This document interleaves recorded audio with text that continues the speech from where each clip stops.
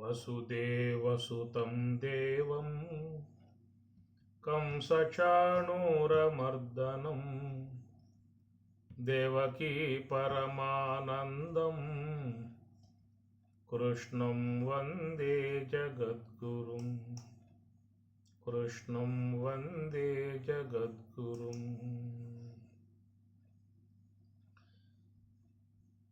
సర్వోపనిషదో గావః దోగ్ధా గోపాలనందన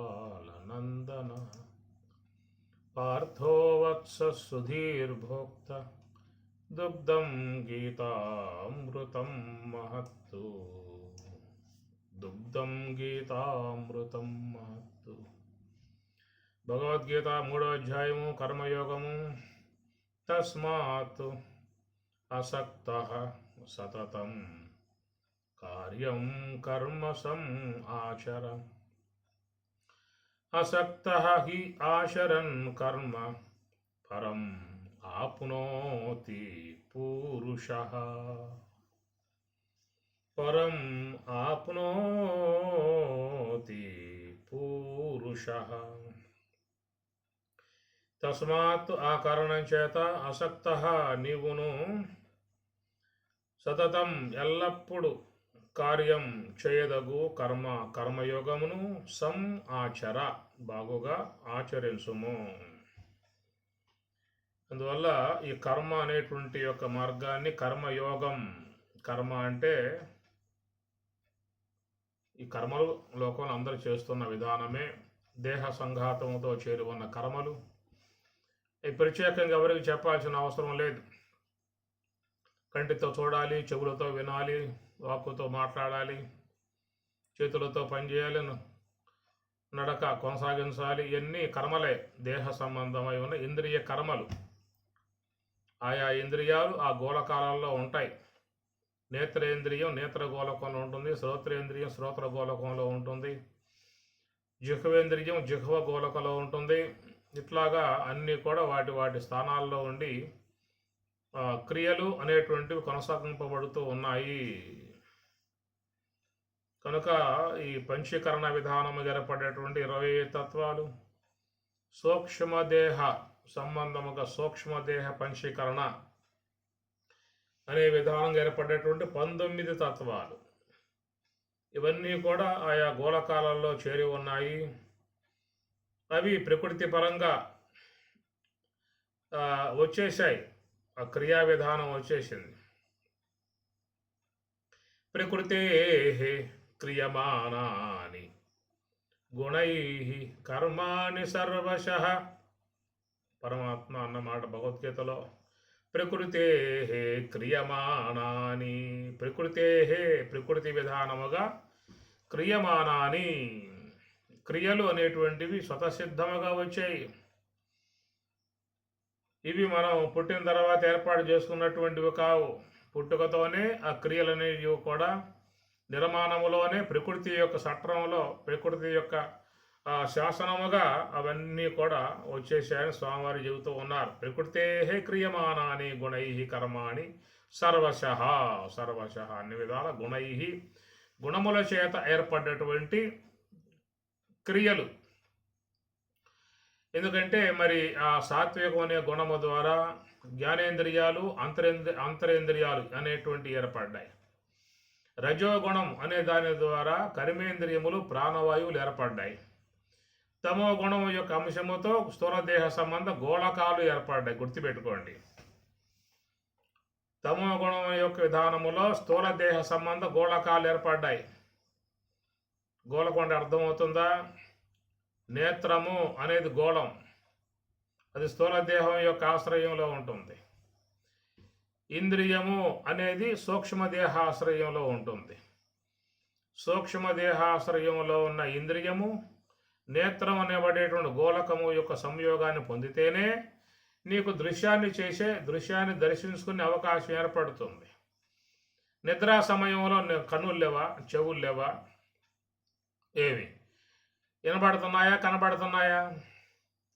అందువల్ల సుషుప్తి అవస్థలో ఉన్నప్పుడు మరి గోళకాలు, చెవులు, ముక్కు, నోరు, కన్ను అన్నీ ఉన్నాయి. కాబట్టి వాటి వ్యవహారం లేదు. ఆ వ్యవహారమును చేయించగలిగేటువంటి ఇంద్రియాలు అవి సూక్ష్మ దేహములో చేరి ఉన్నాయి. కాబట్టి ఆ సూక్ష్మదేహం అనేది సుషుప్తిలో, గాఢ సుషుప్తిలో, అజ్ఞానములో అది విశ్రాంతి పొందింది. విశ్రాంతి పొందటం కారణంగా ఈ గోళకాలన్నీ కూడా అట్లాగా క్రియారహితముగా పడి ఉండాల్సిందే. కాబట్టి అవి వ్యవహార విధాయకాలుగా అవి లేవు.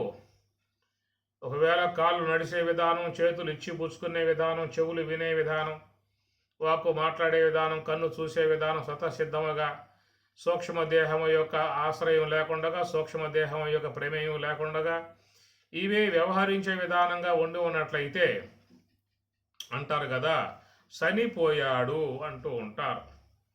శని అంటే లెగిసి, శరీరం నుంచి లెగిసి పోయాడు, వెళ్ళిపోయాడు అంట. మరి ఆ సూక్ష్మదేహం వెళ్ళిపోయినప్పుడు మరి స్థూల దేహానికి కన్నులు ఉన్నాయి, చెవులు ఉన్నాయి, నోరు ఉన్నది, నాలుక ఉన్నది, ముక్కు ఉన్నది, చేతులు ఉన్నాయి, కాళ్ళు ఉన్నాయి. ఆడించవచ్చుగా, ఆ దేహం ఆడించుకోవచ్చుగా, ఆ కన్నులతో చూసుకోవచ్చుగా, చెవులతో వినవచ్చుగా, వాక్కుతో మాట్లాడవచ్చుగా. కాబట్టి క్రియలు ఏమన్నా ఉన్నాయా అని చెప్పనంటే మరి ఆ యొక్క మరి ఏ దేహం అయితే అసూలు భాష ఉన్నదో అట్టి ఆ శరీరములో ఈ క్రియలు లేకపోవడం వల్ల కారణం ఏమిటంటే ఆయా గోళకాలంలో ఉండి క్రియలు చేయించే సూక్ష్మదేహం, దాని వెనకాల ఉండి కర్తగా ఉన్నటువంటి జీవుడు. కనుక ఈ ఇరువురు కూడా మరి అక్కడి నుంచి నిష్క్రమించి వెళ్ళిపోయిన పరిస్థితి. కాబట్టి ఇక ఆ స్థూల దేహానికి కన్నులు, చెవులు, ముక్కు, నోరు, చేతులు, కాళ్ళు అంటుకుని ఉన్నా కానీ అవి ఏమీ కూడా చేయగలిగే అవకాశాలు లేవు. అలాగా చేసే అవకాశాలు లేకపోవడం కారణం ఏంటయ్యా అంటే తమస్సు వల్ల ఏర్పడ్డాయి కాబట్టి స్థూల దేహం అనబడేటువంటిది తమస్సు యొక్క అంశముతో ఏర్పడింది కనుక అది స్వతసిద్ధముగా వ్యవహరించే అవకాశము లేదు. అందువల్ల సూక్ష్మదేహం అనబడేటువంటిది ఇంద్రియాత్మికమై ఉన్నది కాబట్టి ఆ ఇంద్రియాత్మికమై ఉన్న సూక్ష్మదేహము స్థూల దేహములో ప్రవేశించినట్లయితే అది మళ్ళా వ్యవహారం అనేటువంటిది కొనసాగింపబడుతుంది అని అర్థం. అట్లా ఇప్పుడు శంకరాచార్యుల వారు, భగవత్పాదులు శంకరాచార్యుల వారు మరి కార్యార్థమై ఆయన గారు బయలుదేరాడు. ఎందుకంటే మండనమిశ్రుడిని కాపాడుకోవటానికి ఆ భారతి అనేటువంటి ఆమె మండనమిశ్రుడి యొక్క భార్య. వాళ్ళ ఒప్పందం ప్రకారంగా చూసినట్లయితే మరి శంకరుణ్ణి జయించుకోబోయాము అంటే తన భర్త దక్కే అవకాశాలు లేవు. అందుచేత ఆమె గారు కూడా మరి ఈ వాదోపవాదాల్లో పాల్గొని మరి శంకరునికి ఏ యొక్క శాస్త్రాలలో పరిచయం లేదా అని విచారించింది. ఎందుకంటే అంతకుముందు తన భర్తతో వాదన చేసినప్పుడు ఆయన యొక్క వాదన పటుత్వము కానీ శాస్త్రం యొక్క అవగాహన కానీ అన్నీ అర్థమయ్యాయి ఆమెకి. అందువల్ల మండనమిశ్రుడు యొక్క తన భార్యను జయించగలిగినటువంటి యొక్క శంకరుడు తనను జయించడం పెద్ద కష్టమేం కాదు. ఆమెకు ఆ విషయం తెలుసు. ఎందుకంటే ఆ వాదనలో తొలి నుంచే ఉంది కాబట్టి. మండనమిశ్రుడే చాలా శాస్త్రములందు పరిపూర్ణటువంటి యొక్క అవగాహన ఉన్నటువంటి వాడు. అంతటి చాలా పెద్ద వయసు కూడా మండనమిశ్రుడిది. శంకరుడు చిన్నవాడు, బ్రహ్మచారి. మరి ఆ ప్రకారంగా ఉన్నటువంటి ఆయనను అవలేలగా ఆయన ఓడించాడు అని చెప్పినట్టే సామాన్య విషయం కాదు. మరి శంకరుణ్ణి మనం ఓడించకపోతే ఈయన దక్కే అవకాశం లేదు. ఆయన గారు కాస్త ఆయన వెంట వెళ్ళిపోవాల్సి వస్తుంది. భర్త లేకుండా ఆమె జీవించాల్సి ఉంటుంది. భర్త లేకుండా జీవించాలంటే సమాజంలో ఎంత ఇబ్బందికరమో అది లేనటువంటి వారికి మాత్రమే అర్థమయ్యేటువంటి అంశం. అనుక్షణం అనేక బాధలు, అవమానాలు, అనేకమైనటువంటి యొక్క చీటుబోర్డు మాటలు ఎన్నో వాళ్ళకి సొసైటీలో ఉంటాయి. కాబట్టి ఏదైనా ఎప్పుడైనా స్త్రీ తన భర్తను అన్ని విధాలా కాపాడుకోవడానికే ప్రయత్నం చేస్తుంది. కాబట్టి ఎట్లయినా శంకరుణ్ణి ఓడించాలి. ఓడిస్తేనే మరి తన భర్తను కాపాడుకున్న అవుతుంది. కాబట్టి ఆయన ఏ శాస్త్రాలలో అవగాహన ఉండదబ్బా అని చెప్పి విచారించింది. అందువల్ల అతడు మరి ఉన్నటువంటి విధానం చూసినట్లయితే మరి ఆయనకి లేనటువంటి యొక్క అవగాహన ఒక్క శాస్త్రం, అది కామశాస్త్రం, వాత్స్యాయన కామశాస్త్రం. అందువల్ల దాని నుంచి ఆమె గారు ప్రశ్నలు వేయటం ఆరంభం చేసింది. ఆయన కూడా మహర్షి రాసింది. ఆ ప్రకారంగా ప్రశ్నలు వేస్తే ఈ భటుడు కొంచెం సందేహించాడు చెప్పటానికి. ఎందుకు సందేహిస్తున్నావు అని చెప్పి అడిగింది. మరి కామశాస్త్రం కదమ్మా, ఎట్లా దాన్ని మాట్లాడేదని చెప్పి అన్నాడు. అది శాస్త్రమే కాంటయా, ఎన్నో ఉన్నాయి లోకంలో శాస్త్రాలు, అన్ని మహాత్ములు ఇచ్చినటువంటియే, అవన్నీ ఋషులు ఇచ్చినటువంటియే. ఒకటి తక్కువ ఒకటి ఎక్కువ అనేటువంటిది ఏమి లేదు. ఎంత మానవ జీవితానికి అన్వయమయ్యేటువంటి యొక్క అంశాలే. శిక్ష, కల్ప, వ్యాకరణం, నిరుక్తం, ఛందస్సు, జ్యోతిష్ శాస్త్రం, ఇలాగ ఎన్నైతే ఉన్నాయో శాస్త్రాలు అన్నీ కూడా మానవ జీవితాన్ని ఉపకరించేటువంటి యొక్క అంశాలుగా చేరి ఉన్నాయి. కాబట్టి కామం అనేటువంటిది జీవితంలో భాగం, అదొక భాగం. అది లేకుండా ఏ ఒక్క వ్యక్తి జీవించే అవకాశం లేదు, ఏ ప్రాణి జీవించే అవకాశం లేదు. అసలు సృష్టి లేదు, విశ్వమే లేదు. కాబట్టి సర్వేశ్వరుడు విశ్వ నిర్మాణం చేసుకోవడానికి ఒక అధికరణముగా ఉపకరణముగా దాన్ని ఏర్పాటు చేసుకున్నాడు. అది ఈశ్వరుని యొక్క సంకల్పం పోయి ఆయనడు కావాలంటే. దాన్ని తప్పుగా భావించుకునేటువంటి యొక్క అవకాశం ఏమి లేదు. సృష్టిలో నువ్వు వచ్చావంటే అది ఉండబట్టి నీ విశ్వంలోకి వచ్చావు నువ్వు కూడా, లేకపోతే విశ్వంలో నువ్వు ఉండేవాడు కావు. అందుచేత అది ఒక మహాయజ్ఞముగా భావించారు మహాత్ములు. పంచయజ్ఞాలలో ఒక యజ్ఞముగా వర్ణన చేస్తుంది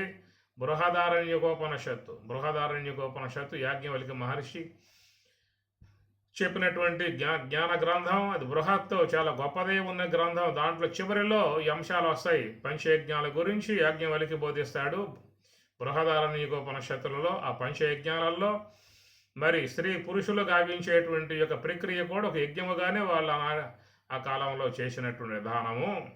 అంటే యజ్ఞ సంబంధమై ఉన్నటువంటి యొక్క విషయంలో వాత్సాయన మహర్షి ఇచ్చినటువంటి యొక్క శాస్త్రాన్ని ఉటంకిస్తూ ఉన్నాను. జవాబు చెప్పగలుగు, చెప్పలేకపోతే చెప్పలేని చెప్పు, దాని తప్పే ఉంది. ఓటమి అంగీకరించు, నాకు దీంట్లో పరిచయం లేదు, నేను చెప్పలేను కాబట్టి నేను విరమించుకుంటున్నాను అనే మాట చెప్పు చాలు. అంతవరకు నేను బాధిస్తామా, వేధిస్తామా, హింసిస్తామా, నేను కొడతామా, తిడతామా, ఏం లేదు కదా. కూర్చుంది ఆ మాట కోసంగా. ఒక్క మాట అంటే చాలు. ఆయన గారు, అమ్మ నాకు ఈ శాస్త్రం పరిచయం లేదు, నా వల్ల కాదు నీతో వాదన చేయటము, నేను విరమించుకుంటున్నాను ఈ వాదం నుంచి, తప్పుకుంటున్నాను అని ఆయన గారు ఒక మాట వాడితే చాలు, ఆమెకు పరమానందం అయిపోతుంది అన్నమాట. ఈ వటుడు ఆలోచించాడు, మరి విశ్వమంతా జయించుకుంటూ నైయాయికులు, వైశేషికులు, చార్వాకులు, బౌద్ధులు, కాపాలికులు, అనేక రకాలైనటువంటివన్నిటినీ కూడా జయించుకుంటూ అద్వైత ప్రతిష్టాపన చేసుకుంటూ వస్తున్నటువంటి యొక్క నేను చివరికి ఇక్కడ ఒక స్త్రీ చేతులలో ఓడిపోయారనేటువంటి యొక్క అపకీర్తి, అది మోయటం కష్టం. ఇది మనసులో ఉంటుంది సాధారణంగా. శాస్త్రజ్ఞులై ఉన్నటువంటి వారు కొంచెం దాని విషయంలో అవమానాన్ని పొందే అవకాశాలే ఉంటాయి. ఒకవేళ స్త్రీ చేతిలో ఓడిపోవటం గౌరవంగా భావించుకోవచ్చు, తప్పేమీ లేదు. కానీ ఇంత లెక్క జయించుకుంటూ, సమాజం అంతా జయించుకుంటూ అనేక మందితో పోరాటం చేస్తూ వచ్చినటువంటి యొక్క విధానం, అంటే పెద్ద పోరాటం. లక్ష్మయ్య గారిది కూడా అదే మాట, అదే బాట, మడిమి తెప్పని పోరాటం లక్ష్మయ్య గారిది. ఏం భయమే లేదు ఆయనకి, ఎక్కడ పోయినా ఎదుర్కోవడమే, పాంప్లెట్ వేయటము. అరే నాయన చెబుతున్నటువంటి యొక్క విషయంలో అవాస్తవం ఉందాయా, అది దానివల్ల సమాజం భక్తి మార్గంలో పోయేవాళ్ళు, యోగ మార్గంలో పోయేవాళ్ళు, జ్ఞాన మార్గంలో పోయేవాళ్ళు, అపమార్గాన్ని బట్టి వాళ్ళు మరి దీనివల్ల మోక్షానికి దూరం అయిపోతారు, వాళ్ళ జన్మ అర్థమైపోతుంది అనేటువంటిది ఆయన గారి యొక్క ఆవేదన. మహాత్ములకి ఆ ఆవేదన ఉంటుంది. సరైనటువంటి యొక్క మార్గాన్ని బోధించకుండా అపమార్గాల్లో బోధింపజేస్తూ ఉంటే వాళ్ళు పోయినట్లయితే ఏమవుతుంది, వాళ్ళ జీవితమే పోతుంది కదా, జీవితమే నష్టం కదా. అవిజ్ఞాతే జన్మ నష్టం, విజ్ఞాతే జన్మ సార్థకం. శంకరవాణి. అవిజ్ఞాతే జన్మ నష్టం, సరైనటువంటి విధానం తెలియకపోయిందా అని చెప్పానంటే అన్నాడు శంకరాచార్యుల వారు, జన్మ నష్టం, జన్మ పోతుంది.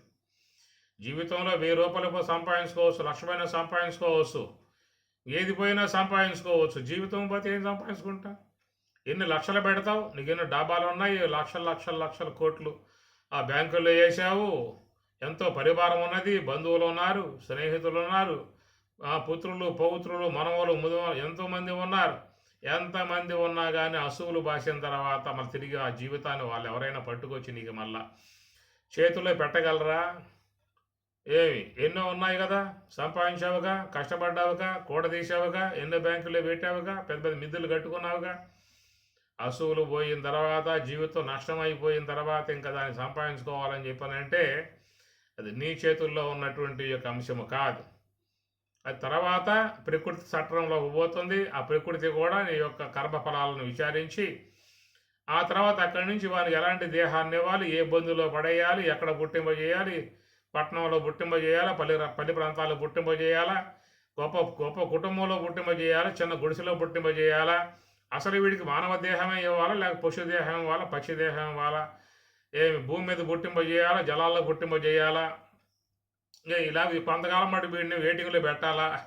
ఇదంతా వెనకాల ప్రకృతి యొక్క చట్టం ఉన్నది. ఆడకపోయాక అక్కడ వెయిటింగ్లో ఉండాల్సిందే. ఇదంతా కూడా ఉండేటువంటి విధానం కాబట్టి అవిజ్ఞాతే జన్మ నష్టం విజ్ఞాతే జన్మ సార్థకం అన్నారు. కాబట్టి ఈ ప్రకారంగా మరి మానవ జీవితం చాలా విలువైంది కాబట్టి మళ్ళీ మళ్ళీ రాబోది మానవ జన్మ అన్నటువంటి యొక్క విధానం అది. అందువల్ల మహాత్ములు దీని విషయంలో ఆవేదన చెందుతారు. అలాంటి ఆవేదనే కలిగింది ఆయన గారికి కూడా.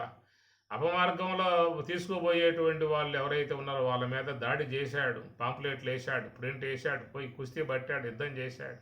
ఎందుకు బోధిస్తావు? నీకు తెలిస్తే బోధించు, తెలియకపోతే గమ్మునుండు. ఇది ఈనాటి లక్ష్మయ్య గారి జగద్గురువుల వారి ఆలోచన.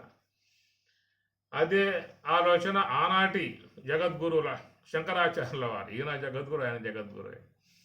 ఆనాటి ఆలోచన అయింది. ఎందుకంటే అప్పటికే నైయాయికులు, వైశేషికులు, చారవాకులు, బౌద్ధులు, కాపాలికులు, నానా రకాలుగా ఉన్నటువంటివన్నీ కూడా సమాజంలో వ్యాప్తమైపోయి సామాన్య మానవుని దిక్కుతైన పరిస్థితిగా ఎటుపోవాలో, ఎట్లా చేయాలా, ఎవరి బోధ కరెక్ట్గా అని చెప్పి వినిపించుకోవాలి. ఇలాంటి చిక్కులలో ఉన్నప్పుడు సామాన్య మానవుడు ఇబ్బంది పడే పరిస్థితి ఉన్నది. కనుక వాళ్ళకి ఆ ఇబ్బందులు తొలగించేసి సశాస్త్రీయమై ఉన్నటువంటి యొక్క ప్రస్థానత్రయాలను లోకానికి అందించే ఉద్దేశంతో శంకరులు ఎన్నో మరి సిద్ధాంతాలను కొట్టిపారేసి వాటిలో వాదనలో ఓడించి జయించుకుంటూ విజయకేతం ఎగరవేసుకుంటూ ఆయన జీవిత చరిత్రే శంకర విజయం అని ఉంటుంది. చూడండి, మీరు పుస్తకం తెచ్చుకోండి, తెప్పించుకోండి. శంకర విజయం అని చెప్పనంటే మీకు ఫ్లిప్కార్ట్ ఉంటుంది, లేక అమెజాన్ ఉంటుంది. దాంట్లో మీ పిల్లలకు చెబితే వాళ్ళు కొట్టేస్తారు, తెప్పిస్తారు పుస్తకాన్ని. చదువుకోండి ఒకసారి. దాని శంకర విజయం అంటారు. విజయం అంటే మరి ఆయన యొక్క జయకేతను ఎగరవేశాడు. కనుక లోకంలో మళ్ళీ వైదికాన్ని స్థాపించాలి, భగవద్గీత అందరూ కూడా చదవాలి. అప్పటికే మొత్తం మూలపడ్డాయి, ఎవరికి భగవద్గీత చేతుల్లో లేవో, ఉపనిషత్తులు కూడా మరుగున పడిపోయాయి. ఇవన్నీ కూడా బౌద్ధం ఓ పక్క, జైనం ఓ పక్క అనేక రకాలైన సిద్ధాంతాలను రావడం కారణంగా సగటు మానవుడికి స్వశాస్త్రీయమై ఉన్నటువంటి యొక్క మార్గం అడుగును పడిపోయింది. కాబట్టి ఎట్లయినా లోకంలో మన తిరిగి మరలా వైదికాన్ని నెలకొల్పాలి, భగవద్గీతను లోకంలో ప్రచారం చేయించాలి, ఉపనిషత్తులు చేయించాలి. అందరూ తిరిగి మరలా ఈ జ్ఞానాన్ని అధ్యయనం చేసి మోక్ష మార్గంలో పయనించాలి. అపమార్గంలో లాక్కుపోయేటువంటి యొక్క వాళ్ళని సరైనటువంటి యొక్క మార్గంలో పెట్టాలనేటువంటి యొక్క ఉద్దేశంతో ఆయన గారు విజృంభించాడు. సాక్షాత్తు శంకరుడే అన్నారు మహానుభావుడు. శంకరం శంకరాచార్యం. ఆ శంకరాచార్యుల వారు శంకరుడు, సాక్షాత్ పరమశంకరుడుగా వచ్చిన విధానం కాబట్టి ఆయన లోక కళ్యాణార్థమై ఆయన గారు మరి ఈ విధంగా చేసుకుంటూ పోతూ ఉన్నాడు. మరి కృష్ణ పరమాత్మల వారు జన్మ ధర్మ సంస్థాపనార్థాయ అని కదా చెప్పిన స్వామి గారు.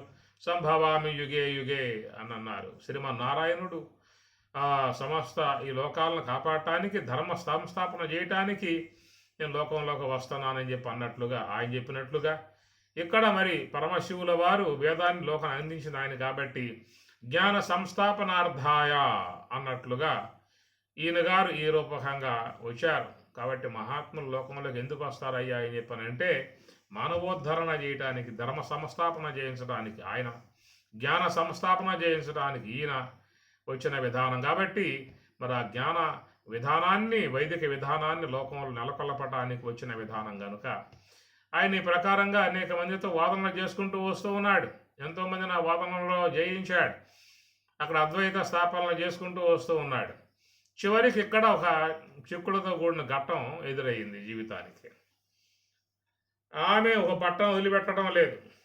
ఏమి చెప్తావా చెప్పు, ఒకవేళ చెప్పడానికి నీకేమన్నా బిడియంగా ఉంటే నామోషిగా ఉంటే, సిగ్గుపడేట్లయితే వదిలిపెట్టేయి. అది. ఎందుకంటే కామాన్ని గురించి మాట్లాడాలని చెప్పనంటే చాలామంది సంకోచిస్తారు, భయపడతారు, అనుకుంటారేమో అని చెప్పేసి అని కూడా బిడియపడతారు.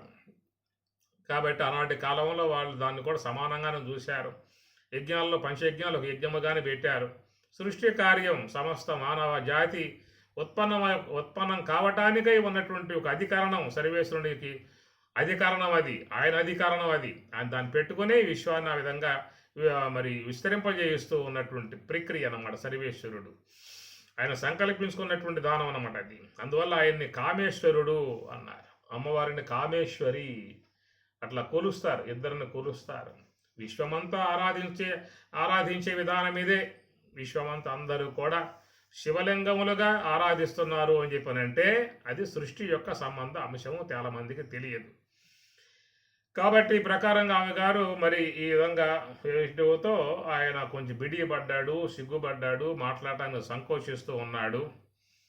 అన్నప్పుడు మరి ఒప్పుకోవయా, దానికి ఏముంది, ఎంత నువ్వు బాధపడాల్సిన పరిస్థితి ఏమున్నది, నేను ఓటమిని అంగీకరిస్తూ ఉన్నాను కాబట్టి నాకు ఈ యొక్క శాస్త్రంలో అవగాహన నాకు లేదు, నేను తప్పుకుంటూ ఉన్నాను ఈ వాదన నుంచి అని ఒక మాట వాడి చాలు, నీకు ఇబ్బంది ఏముంది ఇంకా. ఇంకెంతోమంది లోకంలో ఎంతోమంది ఉన్నారు, వాళ్ళ జోలికి పో, వాళ్ళని జయించు, వాళ్ళకి యుద్ధం చేయి, ఇక్కడ చేయాల్సిన అవసరం లేదు అని ఈ ప్రకారంగా ఆమె గారు పొట్టుగా పట్టింది, గట్టిగా పట్టింది. అందుకే ఒక సందర్భంలో శంకరాచార్యుల వారు పురుషం వాదినః అని చెప్పని అంటాడు. అనుభవంలో వచ్చిన విషయం కదా.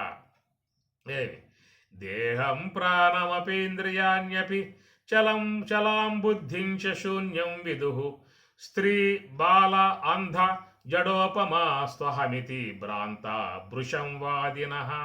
భృశం అంటే గట్టిగా వాదన చేస్తారట. అలాంటి వాదన చేయగలిగేటువంటి ఇక పటుత్వం స్త్రీలలో ముఖ్యంగా ఉంటుంది. అది గృహస్థులే ఉన్నటువంటి వాళ్ళకైతే అనుభవంలోకి బాగా వచ్చినటువంటి యొక్క అంశమే. ఎందుకంటే వాళ్ళతో వాదన జయించడం, గెలవటం అంటే వాడికి సాధ్యమయ్యే పని కాదు. దండం పెట్టేస్తారు, అమ్మ ఏం వాదన చేయాల్సిన అవసరం లేదు, నువ్వు చెప్పింది అంగీకరిస్తూ ఉన్నాను, ఏం చేయమంటావు చెప్పు చేస్తా. ఈ దండం పెట్టి చాలామంది గృహస్థులు మెల్లగా ఆఫీసులకు పోయేవాళ్ళు, షాపులకు పోయేవాళ్ళు బతికిపోయారు అని చెప్పని ఈ వాదనలు ఉంటాయి, ఎండ్లలో ఉంటాయన్నమాట. కాబట్టి ఆ ప్రకారంగానే ఇక్కడ కూడా మరి ఇంకా గట్టి పట్టుపట్టడంతో మరి ఎదురు లేకుండా మడ్డి మీద తిప్పకుండా విజయ కేతనాన్ని ఎగరవేసుకుంటూ వచ్చేటువంటి యొక్క తాను ఈనాడు చిక్కుల్లో పడ్డాడు. ఓటమి అంగీకరించి వెనకపోయాడా, ఎవరా ఎంతమందిని జయించాడు, ఒక స్త్రీ చేతిలో ఓటమి అంగీకరించి వచ్చేసాడు. అది ఒక నామోచిగా మిగిలిపోయే అవకాశం ఉంటుంది. కాబట్టి ఏదైనా కానీ కాక ఈ జయించే మనం ముందుకు పోవాలనేటువంటి ఒక పట్టుదల పెరిగింది ఆయనలో కూడా. ఎట్లా జయించాలి, మళ్ళీ దాన్ని అధ్యయనం చేయాలి, అనుభవాన్ని పొందాలి. వివాహం చేసుకుందామా అని చెప్పనంటే మళ్ళీ ఇబ్బంది అవుతుందేమో దానివల్ల, మళ్ళీ పిల్ల జల్ల వాళ్ళ చదువులు ఉద్యోగాలు, వాళ్ళ మళ్ళా కాన్వెంట్ ఫీజులు గీజులు ఇది పెద్ద సంసారం అవుతుంది. వదిలిపెడదామా అని చెప్పనంటే మరో మార్గం లేదు ఇక. అప్పుడు ఆయన గారు ఒక విధానంగా బయలుదేరినప్పుడు ఒక రాజుగారి దేహం సాలించడం, శిష్యులకు ఆ యొక్క విషయం చెప్పి, నాయన నాకు కొంత కార్యం ఉందరా, నా దేహాన్ని మీరు కాపాడుతూ ఉండండి, నేను కొంచెం ఆ కార్యం ముగింపజేసుకుని వస్తా అని చెప్పేసరి రాజుగారి యొక్క దేహంలో ఆయన గారు ప్రవేశించి ఆ తర్వాత అక్కడి నుంచి ఆ రాచరికంలో మరి చక్కగా ఆ యొక్క దివ్యమై భవ్యమై నవ్యమై ఉన్నటువంటి యొక్క దివ్య అనుభవాలన్నింటినీ కూడా సవిచూసి వాటి యొక్క రహస్య అంశాలను అధ్యయనం చేసుకొని చాలా కాలం ఉన్నాడు, అక్కడే ఉన్నాడు మహానుభావుడు. ఉన్న తర్వాత అక్కడి నుంచి కొంత మళ్ళా ఇది గ్రహించి రాజులు మంత్రులు గ్రహించి ఎవరో మహానుభావుల్లో ఉన్నాడు, పరకాయ ప్రవేశం చేసి ఉంటాడు అని చెప్పిన విధానంగా ఆయన ఎక్కడో దేహం కనిపెట్టి ఆ దేహాన్ని కాల్చే విధానంగా ప్రయత్నం చేస్తే ఈ శిష్యులందరూ కూడా గట్టిగా రోదన చేస్తే వాళ్ళ ఆర్తనాదం విన్నటువంటి వాడి బిరబిర ఆ దేహాన్ని వదిలి మళ్ళీ ఈ దేహంలోకి ప్రవేశించి అట్లాగా కామ సంబంధమై ఉన్నటువంటి ఒక అనుభవాన్ని సంపాదించుకుని వచ్చి అక్కడ మళ్ళీ ఆ ఉభయ భారతితో కూర్చుని ఆమెతో బోధన చేసి కామశాస్త్రంలో కూడా నేను పండితుడినే, అన్ని శాస్త్రాల పండితుడినే, ఈనాటికి నేను దాని జోలికి పోలేదు, నీ పుణ్యమా అని చెప్పని ఆ శాస్త్రం కూడా అధ్యయనం చేశాను, అనుభవరూపకంగా నాకు ఆ యొక్క అంశాలు అందాయి అని చెప్పేసేసి అని అక్కడ ఆమె వేసే ప్రశ్నలకు జవాబు చెప్పాడు. ఆమె కూడా దండం పెట్టి చివరికి నాయన మహానుభావం సంతోషం తీసుకెళ్ళమని చెప్పింది. ఆ ప్రకారము గౌతమ అంగీకరించిన తర్వాత ఆయనే ఆ మండరమేశ్వరుడే తర్వాత కాలంలో సురేశ్వరులుగా పేరుగాంచారు. ఆయన్ని సురేశ్వరాచార్యులుగా ప్రసిద్ధిగాంచినటువంటి ఒక మహానుభావుడు. ఆయన వల్లే మనకి నైష్కర్మ్య సిద్ధి అనే గ్రంథం అనేది వచ్చింది. అంతకుముందు కర్మ సంబంధమై ఉన్న శాస్త్రాలలో బాగా ఉండేవాడు. తర్వాత మరి అద్వైత బోధ అధ్యయనం చేసిన తర్వాత ఆయనకి ఈ కర్మకాండ అంతా కూడా ఉపపక్షము, జ్ఞాన మార్గమే పరిపూర్ణత అనే విషయముగా గ్రహించగలిగాడు. ఈ సురేశ్వరాచార్యుల వారుగా అయిన తర్వాత మండరమేశ్వరుగా ఉన్నప్పుడేమో కేవలం వేదం పూర్వభాగం వరకే ప్రయాణం చేశాడు. ఆ తర్వాత ఈ వైపుకి వచ్చిన తర్వాత అద్వైత సిద్ధాంతంలోకి వచ్చిన తర్వాత ఆయన అద్వైత శాస్త్రం బాగా అధ్యయనం చేసి శంకరుల ద్వారా బాగా విషయాలన్నింటినీ విన్నటువంటి వాడై మరి అద్వైతంలో ఎంతటి మహత్తరమైనటువంటి యొక్క విషయం ఉన్నదా అని చెప్పి గ్రహించుకోగలిగాడు. ఆ తర్వాత సురేశ్వరాచార్యులుగా పేరుగాంచి ఆయన నైష్కర్మ్య సిద్ధి అనే మహత్తర గ్రంథం, గొప్ప గ్రంథాన్ని రచించాడు ఆయన గారు. ఇది ఆ ప్రకారంగా ఏంటంటే ఏ యొక్క స్థూల దేహం ఉన్నదో ఆ స్థూల దేహములో ఉన్నటువంటి యొక్క ఇంద్రియాత్మికమై ఉన్నటువంటి సూక్ష్మ దేహము బయటికి వచ్చిన తర్వాత తిరిగి మరలా ఆ దేహంలోకి పోవాలంటే అది ఎవరికి సాధ్యమయ్యే పని కాదు. మరి వేరే దేహాలలోకి పోయి ఆ దేహంలో ప్రవేశించి మళ్ళీ ఏమైనా జీవన విధానం కొనసాగిద్దామా అని చెప్పనంటే కూడా దానికంటూ కొన్ని ప్రత్యేకమైనటువంటి యొక్క మార్గాలు ఉన్నాయి. అది యోగ మార్గం ఉండగా పోవాలే తప్ప ఆయువు తీరిపోయి శరీరాన్ని సాలించి శరీరం నుంచి ఆ యొక్క ప్రకృతి విధానముగా ఈశ్వర శాసనముగా బయటకు వచ్చిన తర్వాత మళ్ళా తిరిగి మళ్ళా ఆ దేహంలోకి పోయి మళ్ళా ఆ సెట్టింగ్ పొందాలంటే అది అవకాశాలు లాంటివి ఏమి కూడా ఉన్నట్లేమి లేదు.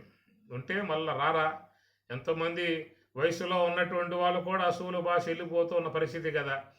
ఒకవేళ మళ్ళీ ఏమన్నా వాళ్ళు దేహంలోకి మళ్ళీ ప్రవేశించి మళ్ళా దేహం నుంచి మళ్ళీ మేలుకొని వ్యవహారం చేసేట్లుగా వచ్చేటువంటి యొక్క అవకాశాలు ఉన్నట్లయితే మరి చాలామంది తిరిగి మరలా దేహంలోకి ప్రవేశించి మరి యథావిధిగా నిద్రపోయినవాడు ఎట్లా లెగిసి కళ్ళు తుడుచుకుని ఆవలించి బయటకు వస్తాడో అట్లాగా వచ్చే అవకాశాలు లాంటివి ఉంటాయి. కాబట్టి ప్రకారముగా ఈ సుషిప్తి అనేది ఏంటంటే ఈ దేహాన్ని వదిలి ఆ దేహంలోనే ఉన్నాడు, బయటికి పోవాల. చాలామంది అంటూ ఉంటారు, ఏడగపోయాడో వీడు, తొలి తెలియకుండా పోయింది, ఇప్పుడు వచ్చాడు అని చెప్పి అంటూ ఉంటారు. ఏడగపోయేదే ఉండదు.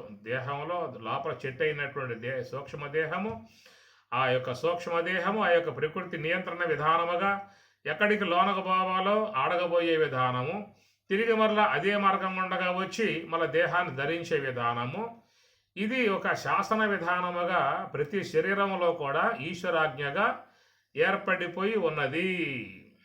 అందువల్ల మనం రోజువారీగా దేహాన్ని వదిలినా కానీ ఆ వదిలిన విధానం నుంచే మళ్ళా వచ్చి అదే మార్గం ఉండగా వచ్చి శరీరం వల్ల ధరించి విశ్వంలోకి వ్యవహారంగా వస్తూ ఉన్నాం.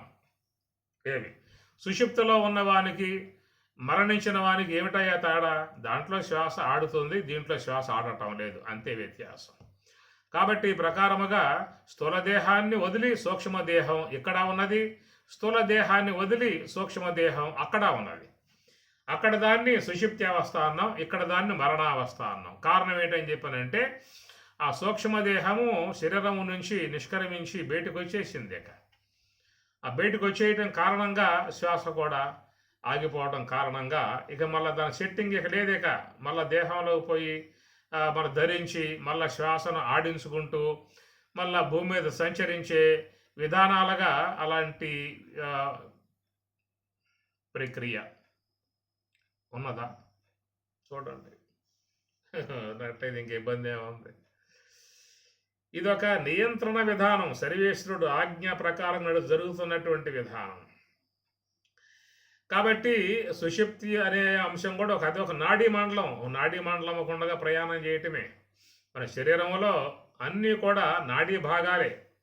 లోన ఉన్నటువంటి యొక్క మనస్సు నేత్రం అనబడేటువంటి యొక్క నాడులో కొండగా బయటకు వస్తూ దర్శిస్తూ ఉన్నది విశ్వాన్ని. అంటే లోన ఉన్నటువంటి యొక్క అంతఃకరణం శ్రోత్రం యొక్క నాడీ మండలాల కొండగా బయటకు వచ్చి శబ్దాలు వింటూ ఉన్నది.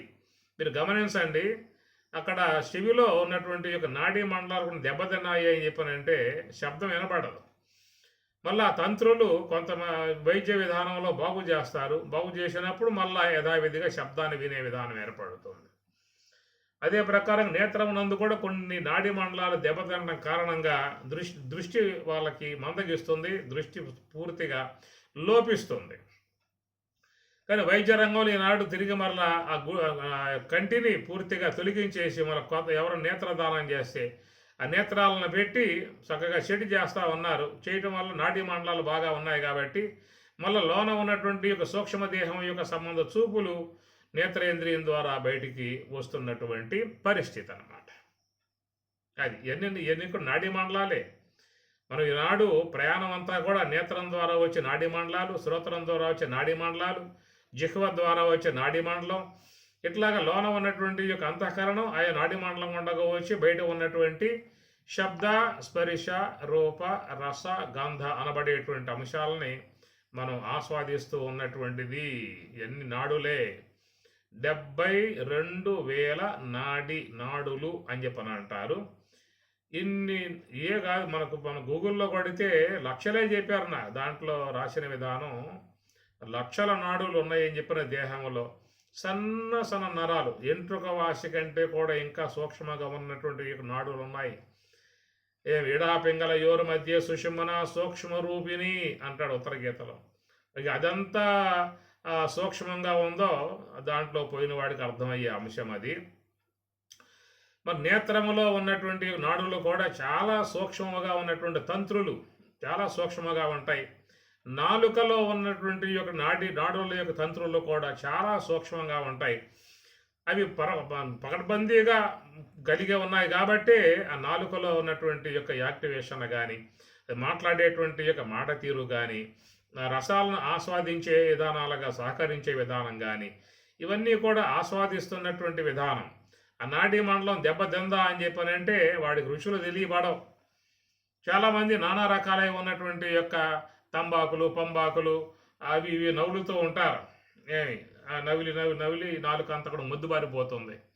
ఈ చుట్ల తాగేవాళ్ళు, బీడీలు తాగేవాళ్ళు, సిగరెట్లు తాగేవాళ్ళు, నానా రకాలై ఉన్నటువంటి యొక్క ఆకులు తినేటువంటి వారు, ఇట్లాగా నాలుక యొక్క విధానంలో తంత్రులు దెబ్బతినే పరిస్థితి రావడం కారణంగా ఎంత రుచికరంగా ఇల్లాలు వండి పెట్టినా కానీ వాళ్ళు ఏమి సప్పగా ఉందని చెప్పని అంటారు.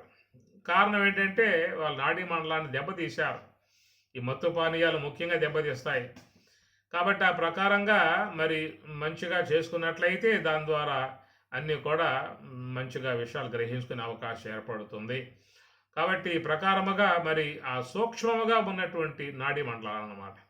అందుకే నేత్రం ద్వారా కూడా కాంతివంతముగా ఉన్నటువంటి వాటిని చూడమాకండి అని చెప్పని అంటూ ఉంటారు. ఐరన్ ఎల్లింగ్ చేసేటువంటి చోట్ల చూడండి, మనం ఒకసారి చూసామా అంటే అది ఎంతగా నేత్రం మీద దెబ్బతీస్తుందో. ఎందుకంటే అతి నీలలోహిత కిరణాలు ఎల్లింగ్ చేసేటువంటి ఐరన్ చేసేటువంటి చోట వెలువడతాయి అన్నమాట. అందువల్ల వాళ్ళు నల్లటి అద్దాలు పెట్టుకుని కష్టపడుతూ ఉంటారు, ఇబ్బంది పడే పరిస్థితి. నేత్ర తంత్రులు దెబ్బతినిపోతాయి. కొంతమంది సూర్యగ్రహణం ఏర్పడ్డప్పుడు చూస్తానికి ప్రయత్నం చేస్తారు, కానీ చాలామంది వాదిస్తారు. ముందుగా టీవీలో చెప్పేస్తారు చూడమాకండి నేత్రాలతో అని చెప్పని అంటారు. ఎందుకంటే మరి ఆ కాంతులు మరి నేత్రం పడ్డప్పుడు నేత్రములో ఉన్నటువంటి సన్నటి ఆ నరాలన్నీ కూడా మాడిపోతాయి, చెడిపోతాయి, ధ్వంసం అయిపోతాయి. దానివల్ల చూపు మందగించిపోతుంది, చూపు నష్టమైపోతుంది. మళ్ళా ఇంద్రియం బయటకు వచ్చే అవకాశం లేదు. ఎందుకంటే నాడీ మండలం బాగా ఉంటేనే ఆ నేత్రం బయటకు వచ్చే నేత్రేంద్రియం బయటకు రాగలిగే అవకాశం ఉంటుంది తప్ప ఆ గోళకం దెబ్బతినిపోయిందా అంటే లోనున్న నేత్రేంద్రియం లోన ఉండటమే తప్ప అది బయటకు వచ్చి దృశ్యాలను వీక్షించే అవకాశం లాంటిది ఉండదు. కాబట్టి అతి తీక్షణమై ఉన్నటువంటి కాంతులు చూడవద్దు అంటారు. అట్లనే తీక్షణమై ఉన్నటువంటి సూర్యకిరణాలని చూడవద్దు. బాగా పొగలు చిమ్మేటువంటి అగ్ని గుండాలు లాంటి వాటిని కూడా చూడవద్దు. కాబట్టి నేత్రంలో ఉన్నటువంటి అవన్నీ కూడా దెబ్బతినిపోయినాయా అని చెప్పానంటే చూపు మందగించిపోతుంది ఇక. ఎందుకంటే అది రాదు, నేత్రేంద్రియం బయటకు వచ్చే మార్గం లేకుండా పోతుంది. ఆ ప్రకారం చాలామంది నేత్రములో ఉన్నటువంటి వాళ్ళు కూడా నేత్రాలు కోల్పోయారు ఈ కారణాలుగా. దృష్టి ఒకప్పుడు ఉండేది కానీ కోల్పోయారు వాళ్ళు. కారణం ఏంటంటే నేత్రేంద్రియం లేక కోల్పోలా, నేత్రేంద్రియం ఉన్నది కానీ ఈ యొక్క గోళకములో ఉన్నటువంటి యొక్క నాడీ మండలాలు దెబ్బతినిపోవడం కారణంగా వాళ్ళకి చూపు కూడా మందగించిపోతుంది. అట్లా అన్నమాట. చూడండి, కొంతమందికి శుక్లం ఏర్పడుతుంది కంటిలో. కొంత వయసు వచ్చిన తర్వాత ఆ శుక్లం అనేది నల్ల గురుడ్డుకి లోపల ఏర్పడుతుంది. అది అక్కడ సునీలము అనేటువంటి చోట ఒక పొర ఏర్పడటం కారణంగా మరి లోన ఉన్నటువంటి ఈ యొక్క చూపులు బయటికి ప్రసరించే అవకాశాలు ఉండవు. అందువల్ల కంటి ఆపరేషన్ అనే విధానంగా వాళ్ళు ఏం చేస్తారంటే పై నల్లగుడ్డు కోసి, నల్లగుడ్డు పై పొర కోసి దాన్ని పైకెత్తి ఆ సునీలము కాడ ఉన్నటువంటి ఆ పొరను తీసేసి మళ్ళా అంటించి కట్టుకట్టి చేస్తారు. ఇది వైద్యరంగ విధానము. అయితే ఇది డెవలప్ అయిన తర్వాత మరి లేజర్ కిరణాల ద్వారానే ఆ పొరను కరిగించేసి కంటిలోనే అద్దం పెట్టేసే ప్రక్రియలు కూడా ఈనాడు వచ్చాయి. అవన్నీ కాస్ట్లీగా ఉండేటువంటివన్నీ. ఇప్పుడు మాకు సుఖబ్రహ్మాశ్రమం పక్కన కంటి ఆసుపత్రి ఉన్నది. చాలామంది వస్తారు, ఫ్రీగా వాళ్ళకి ఆపరేషన్ చేస్తారు. ఇక్కడ విధానం ఏంటంటే ఆ పై నల్లగుడ్డు కొయ్యాల్సిందే, దాన్ని కోసి లోన ఉన్నటువంటి యొక్క పొరను తీసేసి మళ్ళీ అంటించి ఆ విధంగా చేస్తారు. ఎంతమంది ఆ కంటి చూపును పొంది పోతున్నటువంటి పరిస్థితి. ఈ ప్రకారంగా చూస్తే మనం ప్రయాణం చేస్తున్నటువంటి విధానాలు కూడా అన్నీ కూడా నాడులే. నేత్రం ద్వారా వచ్చిన నాడీ మార్గమే, శ్రోత్రం ద్వారా వచ్చిన నాడీ మార్గమే, గ్రాణం ద్వారా వచ్చిన నాడీ మార్గమే. ఇట్లా పంచేంద్రియాలు కూడా నాడీ మండలాల కొండగా బయటకు వచ్చి బయట ఉన్నటువంటి శబ్ద స్పర్శాది విషయాలని ఆస్వాదిస్తున్నటువంటి విధానం. అదే ప్రకారం ఒక నిద్రా సమయంలో కూడా అదొక నాడీ అనేటువంటి యొక్క మార్గం ద్వారా ప్రయాణం చేసే సుషుప్తి అనబడేటువంటి యొక్క అనుభవాన్ని పొంది తిరిగి మరలా అదే నాడీ ద్వారా వాడు ఇక్కడికి చేరుకోవటం జరుగుతూ ఉన్నది. అది రోజువారీగా జరుగుతున్నటువంటి యొక్క అంశము. అది మన ప్రమేయం లేకుండగా, మన యొక్క ప్రయత్నం లేకుండగా, అట్లాగా అది ప్రకృతి విధానముగా దాని యొక్క విధానాన్ని సర్వేశ్వరుడు ఏర్పాటు చేశాడు. కాబట్టి జాగ్రత్త అవస్థలో ఉన్నటువంటి ఆ సూక్ష్మదేహం ప్రయాణం చేసి ఆ నాటికొండ ప్రయాణం చేసి లోపల ఎక్కడో ఉన్నటువంటి కారణదేహం దగ్గరికి పోయి ఆడ కారణదేహంలో విలీనం చెంది అక్కడ విశ్రాంతిని పొంది తిరిగి మరలా అక్కడి నుంచి బయలుదేరి అదే మార్గంగా రావాలి. వేరే మార్గం తప్పిందా అని చెప్పానంటే వాడు ఎడిపోతాడో తెలియదు. చాలామంది చూడండి, ఏదన్నా అకస్మాత్తుగా వచ్చే ప్రమాదాల కారణంగా వాళ్ళు మరి అపస్మారకంగా పడిపోయి కోమాలోకి వెళ్ళిపోతారు. ఈ కోమాలోకి పోవడం అంటే లోన ఉన్నాడు వాడు, ఎక్కడికో పోయాడు, ఏ నాడీ మండలంలో పోయాడు. అన్ని చిక్కిరి బిక్కిరిగా ఉండేటువంటి నాడీ మండలాలు 72,000 నాడీ మండలాలు అని చెప్పానంటే, మండలం అంటే ఏమిటి? కొన్ని 10, 5లుగా ఉన్నటువంటి యొక్క జంక్షన్లో కలుస్తాయన్నమాట. అక్కడ నాడులు అంటే సాపీగా ఉన్నటువంటి భాగాలనేమో నాడులు అంటారు. నాడి మండలము అని చెప్పనంటే ఆ జాయింట్ అనమాట. మనం చూస్తూ ఉంటాం కదా, ఒక రోడ్డు కాడ నాలుగు రోడ్లు ఉంటాయి, ఆ వైపుకి ఈ వైపుకి, ఆ వైపుకి ఈ వైపుకి ఉంటాయి అన్నమాట. అట్లాగా ఉన్న జంక్షన్లే మండలము అని చెప్పిన మాటగా వాడతారు. కాబట్టి ప్రకారముగా వాడు మరి లోనగా పోయాడు, దావ తప్పాడు. మనం చూస్తూ ఉంటాం, పేపర్లు అంటిస్తూ ఉంటారు, కనబడటం లేదు అంటూ ఉంటారు. ఆ పేపర్లు అంటేస్తారు, పుట్ట అంటేస్తారు, వీడు మాకు కనపడటం లేదు, ఆడపోయాడు, ఆడబడి తెలియదు, తెలిస్తే ఈ నెంబర్కు ఫోన్ చేయండి అని అక్కడ పెడుతూ ఉంటారు. తప్పిపోయాడు అని చెప్పి కనపడటం లేదు. అట్లాగా చూస్తే ఇదే బాపత, మా వాడు తప్పిపోయాడు, కనబడటం లేదు అని ఏ పేపర్కి వేస్తా? ఆడు కోమాలకు పోయినప్పుడు ఏ టీవీకి ఇస్తావు, ఏ పేపర్కి వేస్తావు? వాడు బయట ఎక్కడ పోతే టీవీకి ఇవ్వచ్చు, లేదా పేపర్కి ఇవ్వచ్చు, పేపర్ అంటించవచ్చు గోడల మీద. వీడు లోనకు పోయాడు, ఈ నాడీ మండలాలు ఎక్కడో పోయి ఇరుక్కుపోయాడు, వచ్చే మార్గం తెలియకుండా అవస్థ పడతా ఉన్నాడు లోపల. శ్వాస మాత్రం ఆడుతానే ఉన్నది. ఈ బంధుకోటి వస్తాడు అని చెప్పని కూర్చుంటారు. అలాగా పోయినటువంటి వాళ్ళు నెల పట్టొచ్చు, 2 నెలలు పట్టొచ్చు, ఎప్పుడు పట్టొచ్చు, మెల్లగా వస్తారు. అరణ్యంలో పడ్డోడైనా ఎట్లా మార్గం ఎత్తుకుంటూ రోడ్డు మీదకి వస్తాడు. అట్లా ఎప్పటికో వచ్చిన వాళ్ళు కూడా చాలామంది ఉన్నారు. కోమాలకు పోయి కూడా తిరిగి వచ్చిన వాళ్ళు చాలామంది ఉన్నారు. అటు దోవ తెలియక ఇక అక్కడే ఉండిపోయి చివరి ఆయువు తీరిపోయి వెళ్ళిపోయినటువంటి వాళ్ళు కూడా కొద్దిమంది ఉన్నారు. అపస్మారకంగా వెళ్ళిపోతారు అపన్నట్లాగా. ఈ ప్రకారంగా క్రమ విధానాన్ని సర్వేశ్వరుడు ఏర్పాటు చేశాడు. ఇప్పుడు శ్వాస ఉందనుకోండి, ఆ శ్వాస కూడా ఇడా పింగళ నాడులకుండా ప్రయాణం చేస్తూ ఉన్నది. ఇడా పింగళయోర్ మధ్యే సుషుమ్న సూక్ష్మ రూపి. కాబట్టి ఉచ్ఛ్వాస నిశ్వాసాలుగా ఉన్నటువంటి యొక్క ఇవి కూడా ఒక నాడుల్లో కొండగా ప్రయాణం చేస్తూ ఉన్నాయి. అది ఒక నాడీ నాడుల యొక్క విధానం అని చెప్పి అన్నారు. ఈ ప్రకారంగా లోపల ఒక కామనగా ఉన్నటువంటి విధానముగా జాగ్రత్త అవస్థ నుంచి స్వప్నం నుంచి సుషుప్తి నుంచి మన స్వప్నం నుంచి మన జాగ్రత్త, ఈ విధంగా రొటీన్గా జరిగేటువంటి దాని అన్నమాట. మనకు చూడండి నాన్ స్టాప్ బస్సులు అని చెప్పి అంటూ ఉంటారు. ఎక్కువ స్టేజీలు ఉండవు, వాటికి మధ్యలో ఆగితే వెళ్ళిపోతాయి అన్నమాట. అక్కడి నుంచి ఇక్కడికి, ఇక్కడి నుంచి అక్కడికి. అట్లాగా మన యొక్క మార్గం కూడా ఇట్లాగా నాన్ స్టాప్ బస్సు లాగా జాగ్రత్త అవస్థ నుంచి బయలుదేరామా స్వప్నం ఒక స్టేజీ, తిరిగితే సుషుప్తి అవస్థ ఒక స్టేజీ, ఆడకపోతాం, మళ్ళీ అక్కడి నుంచి మళ్ళీ స్వప్నావస్థ స్టేజీకి వస్తాం, జాగ్రత్త అవస్థకు వస్తాం.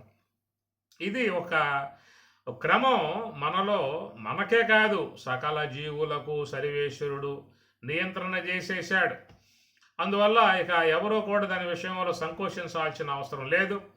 అదే మార్గంలో పోవాలి, అదే మార్గం గుండా రావాలి. ఇది అందరికీ కూడా సుషుప్తి అనేటువంటి యొక్క అంశానికి పోవటానికి ఏర్పాటు చేసినటువంటి విధానం. అట్లనే యోగులు అనేటువంటి వాళ్ళు ప్రయాణం చేసే నాడీ మండలం వేరు. కాబట్టి వాళ్ళ యొక్క నాడి ఏమన్నారంటే సుషుమ్న నాడి అన్నారు. సుషుమ్న ద్వారము, దాని మోక్షద్వారం అనే పేరు పెట్టారు, దాని బ్రహ్మరంధ్రం అనే పేరు పెట్టారు. అది చాలా సూక్ష్మముగా ఉంటుంది అనే మాటగా చెబుతూ ఉన్నారు. బుద్ధ్యా సూక్ష్మయా సూక్ష్మదర్శిభి అన్నది కఠోపనిషత్తు. బుద్ధ్యా సూక్ష్మయా సూక్ష్మదర్శిభి ఎందుకన్నాడు ఆ మాట కఠోపనిషత్తులో? ఆ బుద్ధి చాలా సూక్ష్మం కావాలి అన్నాడు.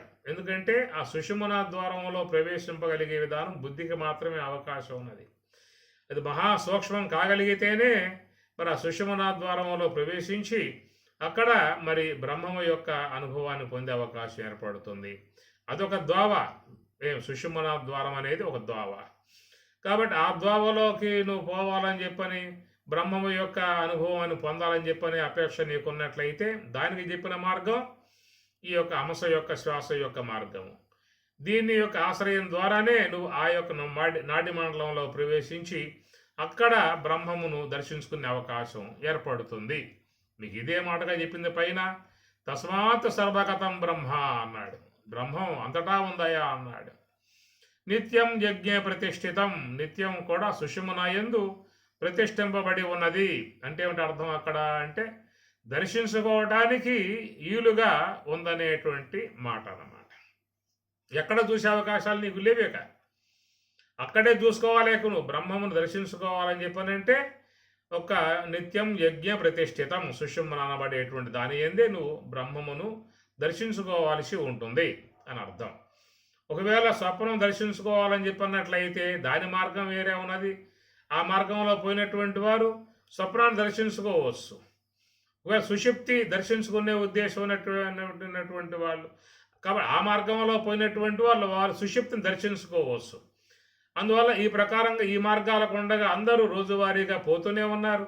ఈ మార్గంలో పోయి స్వప్నాన్ని దర్శిస్తూ ఉన్నారు, ఈ మార్గం ఉండగా పోయి సుషుప్తిని దర్శిస్తూ ఉన్నారు.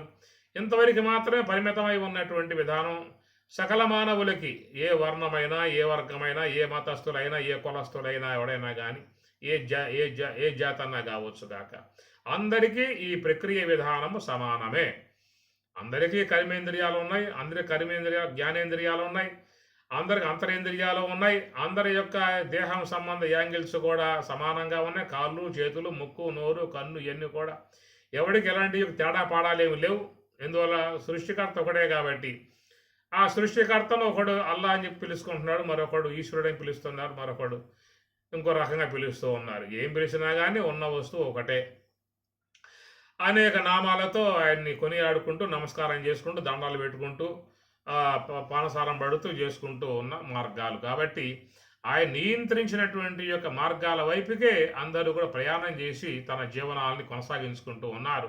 ప్రారబ్ధం ఉన్నంత వరకు ఈ మార్గాలే, ఎవరికైనా ఉన్నాయి ఈ మార్గాలే. జ్ఞానేంద్రియముల యొక్క సంబంధమై ఉన్న ఆ మార్గాలు, స్వప్నలోకానికి పోవటానికి గల ఆ మార్గము, సుషుప్తి యొక్క లోకానికి పోవటానికి గల ఈ మార్గము, ఇంతవరకు మాత్రమే మానవులకు సర్వేశ్వరుని ద్వారా ప్రసాదింపబడ్డటువంటి అంశములు. ఇక వాటిని దాటి ఇంకెన్నో ఉన్నాయి, పోవటానికి వీల్లేదు, పోయేటువంటి అవకాశాలు లేవు. అదేంటంటే ఇక్కడ మరి యోగ మార్గంగా ఉన్నటువంటి వాళ్ళైతే వాళ్ళు మరొక సుషుమ్న మార్గం అనేటువంటి దాంట్లో ప్రవేశించి అక్కడ వాళ్ళు బ్రహ్మమును పొందుతున్నటువంటి విధానము.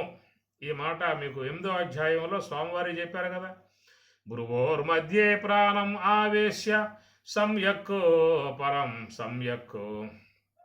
ఏమి అక్కడ సంసిద్ధిం చక్కగా వాళ్ళ యొక్క బ్రహ్మానుభవాన్ని పొందుతున్నట్లుగా మనకి 8వ అధ్యాయంలో స్వామి చెప్తారు. అక్కడ మీకు మంచిగా వస్తుంది అది.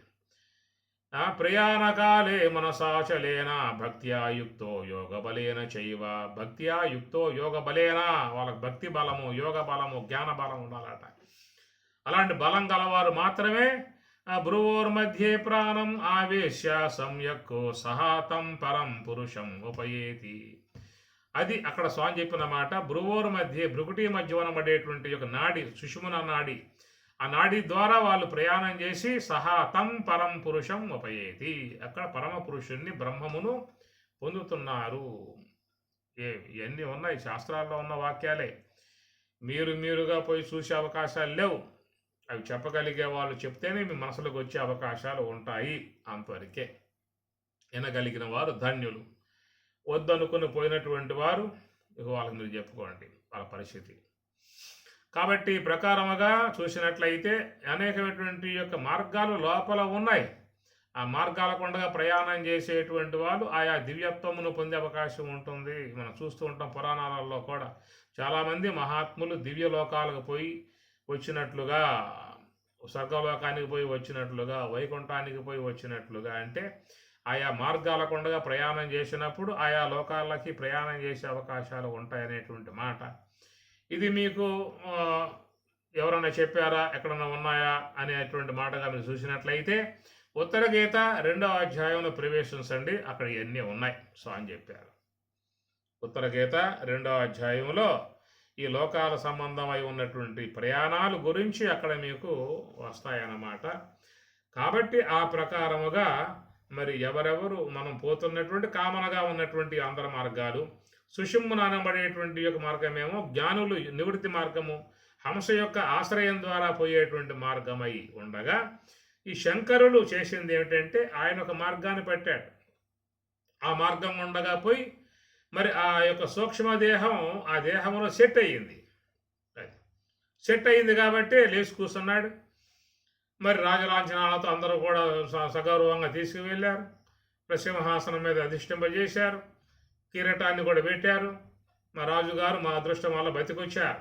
మమ్మల్ని కాపాడటానికి, మమ్మల్ని సగ పరిపాలన చేయటానికి, మా మీద దయతో ఆ పోయినటువంటి ఆయన తిరిగి మరలా దైవానుగ్రహం వల్ల తిరిగి వచ్చినట్లుగా ప్రజలందరూ భావించుకున్నారు. కానీ పోయినవాడు పోయాడు, వాడు ఎక్కడున్నాడు, పోయాడు. కానీ వచ్చినవాడు వేరు, ఇది తెలియదు వీళ్ళకి. ఎందుకు పైన చూసే వాళ్ళు తప్ప లోన్ చూసేది ఎక్కడ ఉంది వీళ్ళకి. ఏమి లోగుట్టి పెరుమాళి గరుక అని చెప్పని అన్నారు. లోన ఉన్నవాడు చూస్తాం, ఈశ్వరుడు తెలుస్తుంది, మనకేం తెలుస్తుంది. కాబట్టి రాజుగారు బుక్కు నోరు కన్ను అవే అన్ని ఆకారం అంతే. ఆయనే బతికొచ్చాడు. చాలా విచిత్రం, ఆశ్చర్యకరం.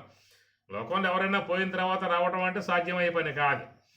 కానీ మా రాజుగారి యొక్క పుణ్య విశేషం ఏమిటో, ఆయన చేసిన వ్రతాలు ఏమిటో, ఆయన చేసిన దాన ధర్మాలు ఏమిటో, ఆయనకున్న దైవానుగ్రహం ఏమిటో, కాబట్టి పోయిన ఆయన తిరిగి వచ్చాడంటే అది మా యొక్క అదృష్టం అని చెప్పని వాళ్ళు భావించుకున్నారు. ఇది ఒక మార్గం అన్నమాట. కాబట్టి శరీరము నుంచి సూక్ష్మదేహం విడబడిన తర్వాత తిరిగి మరలా ఆ సూక్ష్మదేహం ఆ శరీరంలో జొరబడి మళ్ళా సెట్టింగ్ చేసుకోవాలని చెప్పనంటే మాత్రం అది ఒక మార్గ విధానం ఏదో మొత్తానికి ఉన్నది.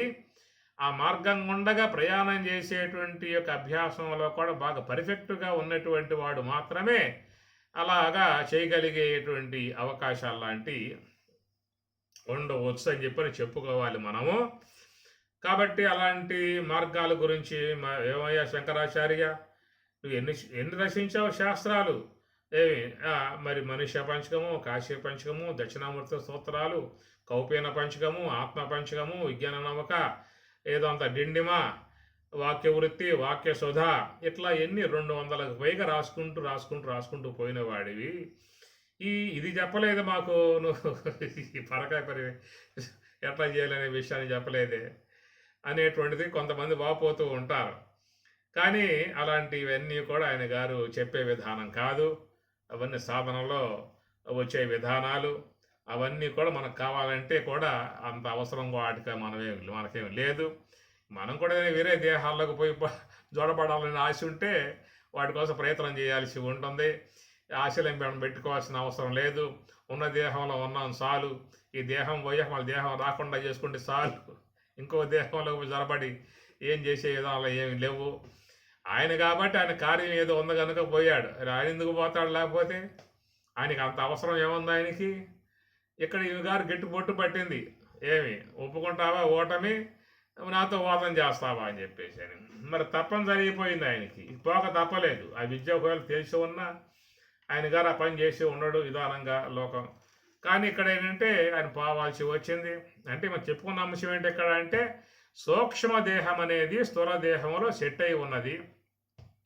ఏదైనా స్థూల దేహం నుండి విడబడటము, మళ్ళా వాడితో జతపడటము అనేటువంటి అంశము ఆ దేహములో ఉండగా జరిగే పనులే తప్ప, దేహము నుండి బయటికి వచ్చిన తర్వాత తిరిగి మరలా ఆ దేహములో ఆ సూక్ష్మ దేహం ప్రవేశించి సెట్టింగ్ చేసేటువంటి విధానము వైద్య రంగం వచ్చిందేమన్నా చెప్పండి. వైజ్ఞానికులకి వేద ఉన్నటువంటి ఎవరైతే మెడికల్ సంబంధంగా ప్రయోగాలు చేస్తూ ఉన్నారో వాళ్ళకి విషయం చెప్పండి. అయ్యా ఇదంతా కాదు, కానీ ఎవరి యొక్క సూక్ష్మ దేహం స్థూల దేహం ఎడబడి బయటకు వస్తుందో తిరిగి మరలా ఆ సూక్ష్మ దేహాన్ని ఆ స్థూల దేహంలో మనం సెట్టింగ్ చేసే విధానాలకి ఏమైనా ఉంటే చూడండి అనే విధానంగా చెప్పాలి వాళ్ళకి. అలాంటి ప్రక్రియ వచ్చినట్లయితే లోకంలో కొంచెం వయసులో ఉన్నటువంటి వారు దేహం సాలిస్తే చాలామంది బాధపడతారు. అయ్యో చిన్న వయసు వాడిది, వాడికి ఎంతో జీవితం ఉన్నదే, ఎంతో అనుభవించాల్సి ఉన్నదే, అర్ధాంతరంగా వాడి దేహం సాలించి వెళ్ళిపోయాడే అని బాధపడేటువంటి వాళ్ళు ఎంతోమంది లోకంలో ఉన్నారు. కానీ అలాంటి వాళ్ళకి ఏంటంటే కొంచెం విధముగా పోయినటువంటి జీవుని తిరిగి మరలా దేహంలో సెట్ చేసే విధానంగా కనుక వైద్య రంగం రాగలిగితే ఇలాగ బాధపడేటువంటి వాళ్ళకు కొంత ఓదార్పు లాంటి విధానంగానే ఉంటుందన్నమాట. కన్ను లోపించింది, తిరిగి మరలా ఏమైనా దానం చేస్తే కన్నులు దాన్ని సెట్టింగ్ చేసే విధానం వచ్చింది కదా. ఒకవేళ హార్ట్ పాడైపోయింది, హార్ట్ చెడిపోయింది, దాన్ని తీసేసి ఇంకొక హార్ట్ అంటించే విధానంగా అది వచ్చింది కదా. ఏమి ఇప్పుడు కిడ్నీ ఏదన్నా డ్యామేజ్ అయిపోయింది, వేరే వాళ్ళు ఇస్తే దాన్ని పెట్టేసి మళ్ళీ దాన్ని బతికించే విధానంగా వచ్చింది కదా. ఇంకా లివర్లు అనేటువంటి విషయంగా చూస్తే కొంచెం క్రిటికల్గా ఉన్నది. ఎవరైనా కొంచెం చిన్న మొక్క దానం చేసినా చాలు, లివరు ఆ చిన్న మొక్క అంటిస్తే లోపల అదావిధిగా అది పెరిగి మళ్ళీ నూతన రూపం దాల్చుకుంటుందని చెప్పి అంటూ ఉన్నారు. అది వైద్య రంగ విధానం అని చెప్పేసి అని. ఇన్ని రకాలుగా వచ్చినటువంటి యొక్క ప్రక్రియలో మరి ఏ యొక్క జీవుడు ఈ సూక్ష్మ దేహం దాని నుంచి ఆ సెట్టింగ్ నుంచి విడబడి బయటకు వచ్చేసిన తర్వాత మళ్ళా తిరిగి అదే స్థూల దేహంలో ఆ సూక్ష్మ దేహాన్ని మళ్ళా పెట్టి చెడు చేసే విధానంగా అనేది మాత్రం ఆ సర్వేశ్వరునికి మాత్రమే సాధ్యమయ్యే అంశము. ఇక్కడ మాత్రం శంకరుడు ఈ విషయంగా చూసినట్లయితే తన దేహం నుండి ఆయన నిలబడి బయటికి పోయి ఇంకో దేహం నందు ప్రవేశించి తన కార్యాన్ని పూర్తి చేసుకుని మళ్ళీ అక్కడి నుంచి వచ్చి తన దేహంలో సెట్టింగ్గా ఏర్పడి ఉన్నదని చెప్పనంటే అదొక మార్గంగా మనం యోగ మార్గంలో అదొక నాడీ మండలంగా ఉన్న మార్గంగా ఉండగా పోయిన విధానాలుగా ఏదో మొత్తానికి లోపల అయి ఉండవచ్చు. కాబట్టి ఈ విషయంలో మరి అవాస్తవములు అని చెప్పనే వాళ్ళు ఉన్నారు, వాస్తవం అనేటువంటి వాళ్ళు ఉన్నారు. ఏదేమైనా కానీ అది ఒక అనూహ్యమై ఉన్నటువంటి ప్రక్రియ. కాబట్టి ఈ ప్రకారముగా సర్వేశ్వరుడు లోపల సూక్ష్మ దేహం ఇంద్రియాత్మికమై ఉన్న సూక్ష్మ దేహాన్ని ఆ విధముగా సెట్ చేశాడు. అది ఆ సెట్టింగ్ అయిపోయిందా, శ్వాస ఆగిపోయిందా, సూక్ష్మదేహం బయటకు వచ్చేసిందా అని చెప్పనంటే ఇంకా మరొక దేహాన్ని ఎత్తుక్కుంటూ పోవాలే తప్ప ఇక ఆ దేహంపై ఎంత మమకారం ఉన్నా కానీ మరలా తిరిగి ఆ దేహంలో వాడు ప్రవేశించి మన లోకంలోకి వచ్చే అవకాశాలు లాంటివి లేవు. అది మరణ సంబంధమై ఉన్నటువంటి యొక్క అంశములో మాత్రం అది అట్లా ఉన్నది. సుషుప్తి అనబడేటువంటిది, యోగ సమాధి అనబడేటువంటిది, ఈ రెండు కూడా చూసినట్లయితే ఆ దేహము నుండి విడబడి వాడు సుషుప్తి అవస్థకు పోయినా మళ్ళా ఆ దేహాన్ని పొంది లోక వ్యవహారానికి రావటం విధానంలో ఆ సెట్టింగ్ ఉన్నది.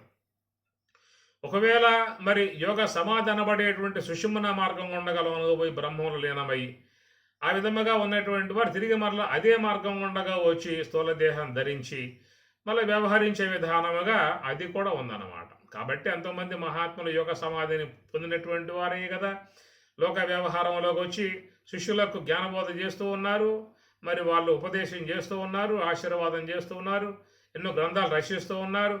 ఇవన్నీ చేస్తూనే మళ్ళీ వాళ్ళ మార్గంగా ఉండగా సుషుమ్న మార్గంలో పోయి ఆ బ్రహ్మము యొక్క బ్రహ్మానుభవాన్ని పొందుతున్నటువంటి పరిస్థితి. కనుక వాళ్ళ మార్గంలో వాళ్ళు బ్రహ్మము వద్దకు పోయి బ్రహ్మానుభవాన్ని పొంది మళ్ళా స్థూల దేహం ధరించే విధానంగా వాళ్ళు వస్తూ ఉన్నారు. ఒకవేళ మన మానవ జాతి అంతా కూడా సుషిప్త అనబడేటువంటి యొక్క విధానముగా ఆ మార్గం ఉండగా ప్రయాణం పోయి అక్కడ అన్కాన్షియస్గా ఏమీ తెలియని విధానముగా స్థూల దేహమే యొక్క సంబంధమే లేకుండా వాళ్ళు ఉండిపోయి మళ్ళీ తిరిగి మళ్ళీ అదే మార్గం ఉండగా వచ్చి స్థూల దేహం ధరించే విధానాలు, ఇదేదో మొత్తానికి ఈశ్వరాజ్ఞగా సెట్టింగ్ అయి ఉన్నటువంటి అంశములు. ఈ సెట్టింగ్ తప్పిందా అని చెప్పానంటే కాలే, బయటికి పోయాడా అని చెప్పానంటే మళ్ళీ లోన లాగేది ఎవరయ్యా? విలపించాల్సిందే.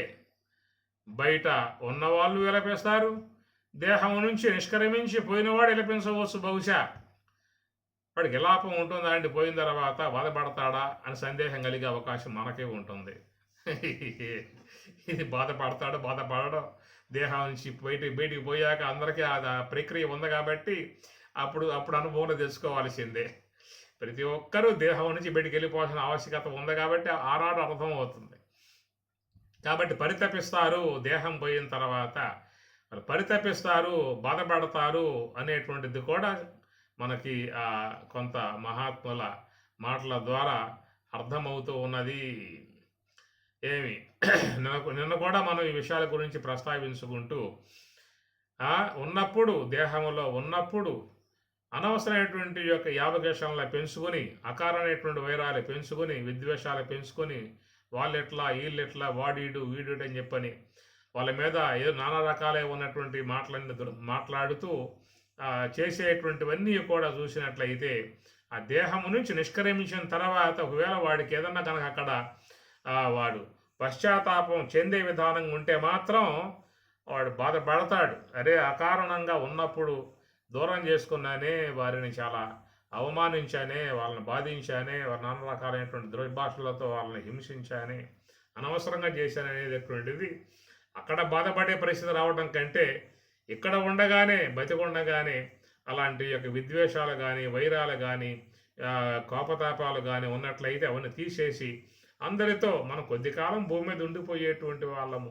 మనకెందుకు ఇవన్నీ కూడా అందరూ కూడా సర్వాత్మ భావన ఉన్నటువంటి విధానం, మమాత్మ సర్వభూతాత్మ అని పరమాత్మ అన్నట్లుగా అన్ని దేహాలలో భగవంతుడే ఉన్నాడనేటువంటి మాటగా చూసినప్పుడు అందరి యందు ఒక మంచి భావన, ప్రేమ భావన ఇవన్నీ పెట్టుకున్నట్లయితే తన హృదయం శుద్ధమవుతుంది, తన వ్యక్తిత్వం శుద్ధమవుతుంది, తన మనస్సు శుద్ధమవుతుంది, తాను బాగా ఉంటాడు. అందరి పట్ల బాగా ఉన్నప్పుడు తాను బాగా ఉంటాడు. అందరి ఇతరుల పట్ల ద్వేషాలు, కక్షలు, వైరాలు, విద్వేషాలు ఉన్నప్పుడు తాను లోపల అలాంటి విధానాలతోనే అవస్థపడే పరిస్థితి కూడా ఏర్పడుతుంది. కాబట్టి ప్రకారముగా చూసినట్లయితే మరి ఆ లోన ఉన్నటువంటి సూక్ష్మ దేహము అనేటువంటిదేమో రజోగుణము, సాత్వికము అనేటువంటి అంశాలతో అది ఏర్పడింది. తమో గుణం అనేటువంటి అంశముతో గోళకాత్మికమై ఉన్న స్థూల దేహం ఇది ఏర్పడింది. అందువల్ల తమో గుణాత్మిక అంశముతో ఏర్పడింది కాబట్టి ఇది స్వయంగా ఏ కార్యములు కూడా చేసే అవకాశాలు లేవు. కేవలం గోళకాత్మకముగా ఉన్నటువంటి యొక్క స్థూల దేహములో ఇంద్రియాత్మకమై ఉన్నటువంటి యొక్క సూక్ష్మ దేహం యొక్క సంబంధ అంశములు ప్రవేశిస్తేనే అవి కర్మేంద్రియాలుగా కావచ్చు, జ్ఞానేంద్రియాలుగా కావచ్చు, అంతరేంద్రియాలుగా కావచ్చు. అవి ప్రవేశిస్తేనే స్థూల దేహానికి చలనం లాంటిది ఏర్పడుతుంది. కాబట్టి సమస్త కార్యములకు ఇంద్రియాత్మకములుగా ఉన్నటువంటి యొక్క సూక్ష్మదేహ వ్యవహారములు లోకములో ఉన్నాయి. కాబట్టి ఇక్కడ కార్యం కర్మ ఆచరన్, నువ్వు ఏమి ఆచరించాలి అని చెప్పానంటే నీ పరిధిలో లేనటువంటి యొక్క కర్మయోగము, అది గురువు ద్వారా ప్రసాదింపబడ్డటువంటి కర్మయోగము, దానిని నువ్వు జీవితంలో పట్టుగా శ్రద్ధగా విశ్వాసంతో ఆచరించినట్లయితే అట్టి వాడు మాత్రమే పరం ఆప్నోతి పురుష, అట్టి పురుషుడు పరం ఆప్నోతి, పరమ పురుషుణ్ణి పొందే విధానం ఏర్పడుతుంది అనేటువంటి మాటగా స్వామివారు చెప్పుకొస్తూ ఉన్నారు. ఓం సహనా భవతు సహనౌ భునక్తు సహ వీర్యం కరవావహై తేజస్వినావధీతమస్తు మా విద్విషావహై. ఓం శాంతి శాంతి శాంతి. హరి ఓం తత్సతు. శ్రీ గురుభ్యో నమః. హరి ఓం.